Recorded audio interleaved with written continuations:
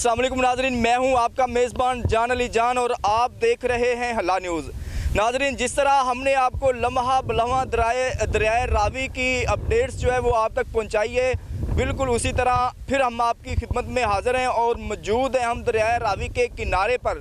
और आप मेरे पीछे देख सकते हैं कि एक दरियाए रावी में बंद बंधा हुआ था, जो कि दरियाए रावी के ऊपर बसने वाले जो देहात हैं उनको महफूज रखने के लिए जो बंद बांधा गया था वो बंद टूट चुका है और पानी जो है वो तबाही मचाता हुआ, फसलों का नुकसान करता हुआ देहातों की तरफ जा रहा है।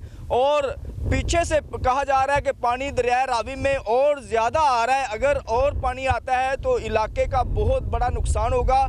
सैकड़ों एकड़ फसलें जो है वो तो तबाह हो ही चुकी हैं, लेकिन जो दरियाए रावी के ऊपर बसने वाले लोग हैं, जो दरियाए रावी के ऊपर बसते हैं, उनके लिए भी बहुत ज़्यादा ये ख़तरा साबित हो सकता है। और रेस्क्यू 1112 की तरफ से एक कैंप लगाया गया है मुख्तलिफ जगह पे हंगामी सूरत हाल से निपटने के लिए।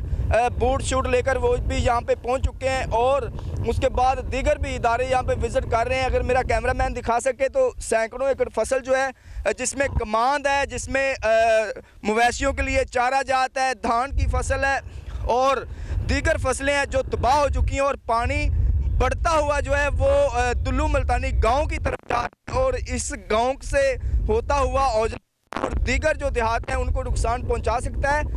इसी तरह की खबरें सुनने के लिए हमारे चैनल को सब्सक्राइब करें और हमारे चैनल को लाइक करें और हमारे साथ जुड़े रहें, ताकि हम आपको वक्तन फ़क्तन सैलाब की सूरत हाल से जो है आगाह करते रहें। तो देखते रहें हल्ला न्यूज़।